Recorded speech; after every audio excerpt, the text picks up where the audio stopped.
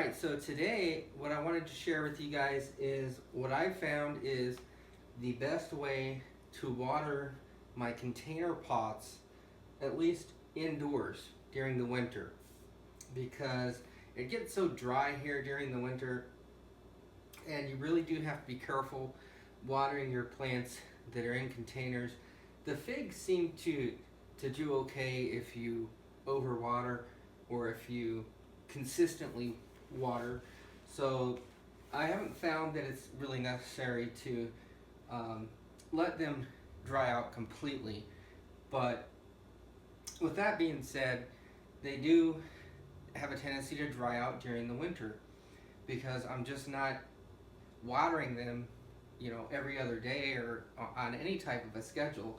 I do check them to make sure they're still doing okay. I'll lift the pot to see if it's completely dried out. And every once in a while, it just happens. They get dry before I get around to watering them. And at least with my soil medium that I'm using, because I've used coco coir and peat moss in my containers. I've used a little bit of coco coir in the past, for the most part peat moss. And when that dries out, when that soil dries out, it really doesn't want to rehydrate very easily. So if you just pour water from the top, it just finds a hole and it goes right through, and the soil doesn't soak up any of that water. So this is, I've found, has been the best way, especially for the citrus trees, and we're going to get to the citrus trees in a moment. But what I've found for the citrus trees is, since I've been doing this winter, I have not had any problems with the citrus trees whatsoever. In the past, I either overwatered or underwatered my citrus trees.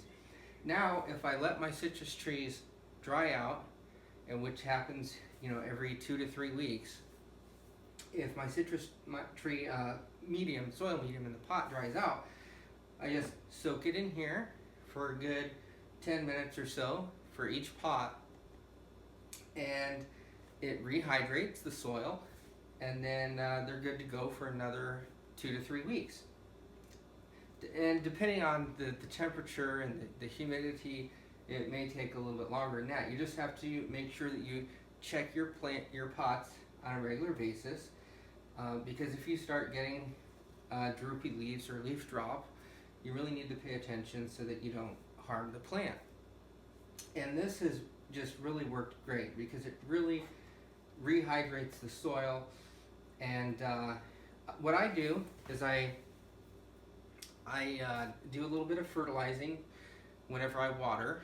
For the most part, I am product free, especially outdoors. I have my compost, my worm castings, and I am using, of course, worm castings here indoors, but my fig trees and my citrus trees are heavy feeders. And so I do use a little bit of the fish fertilizer. This is an emulsion. It is a 5-1-1.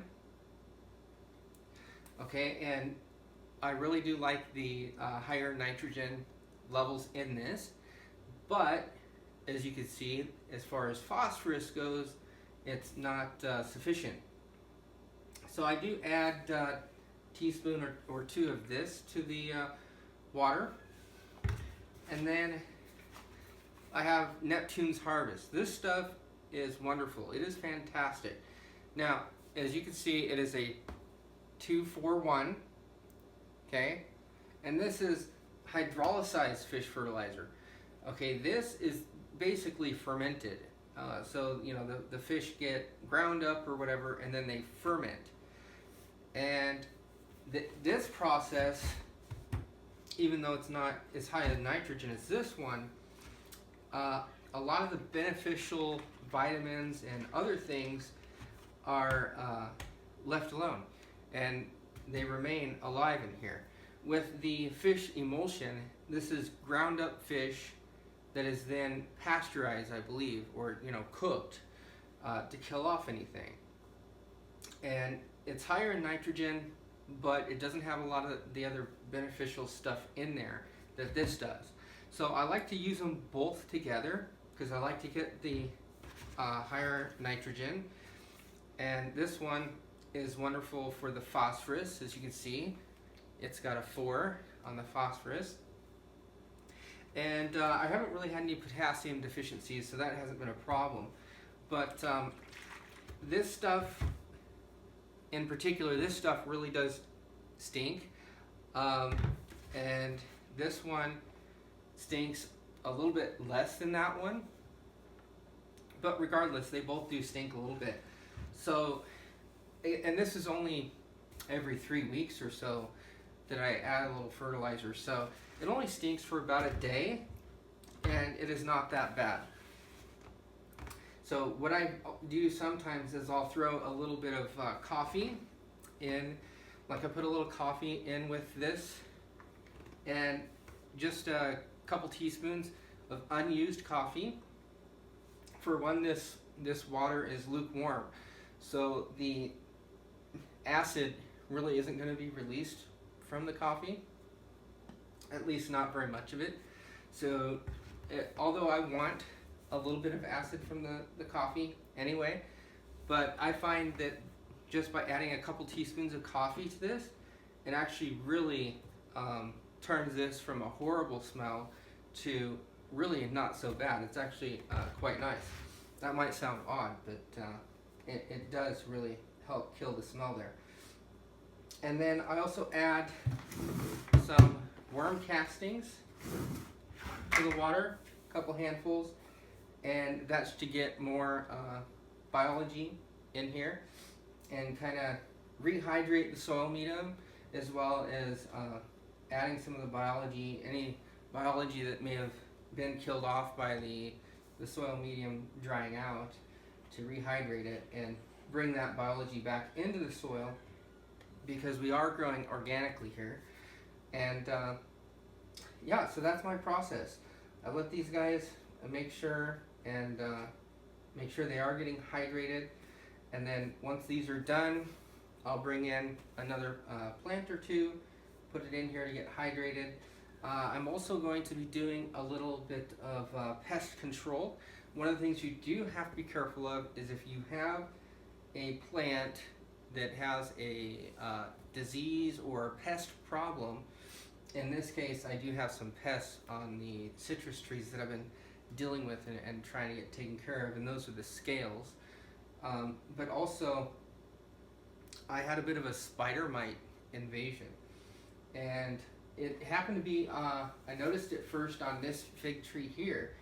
And in fact, you can see this branch has been cut, and it's now got a couple of new leaves coming out up here at the top. And what happened is, I was walking by, and I happened to notice that at the top of this branch, there were some spider mites. And I was like, oh no, she didn't. And I come across with my scissors, and I just went snip, and I threw them outside. And I figured, well, hopefully that'll be the end of them. And of course, I sprayed with some neem oil. I've got sort of a neem oil and fish oil concoction that I use, and it really does a good job. It kills off the spider mites, but you've got to be consistent with it to interrupt their life or their breeding cycle. And so that I thought that went pretty well, and then I got rid of them all. But life happened and work happened, and I didn't come back through with the spray soon enough. With spider mites, I believe you want to make sure that you spray every 4 days, and you want to continue that for at least 3 times. And that didn't happen. And if that doesn't happen, you've got to start all over, and you risk the chance of your spider mites becoming immune to your spray. It's like starting to take antibiotics, feeling a little bit better, and then stop taking your medicine. So what I'm going to be doing in the next video, you'll have to tune in to see what I'm going to do for the pest control in that area. Overall, the spider mites have not been too bad. I don't have any plants that are really severely suffering or anything from them, but I've had them in the past, and I haven't found them difficult to deal with, at least not here in the high desert. So just wanted to show you guys the process. Thanks so much for watching. Tune in to the next video. I think you're going to like it.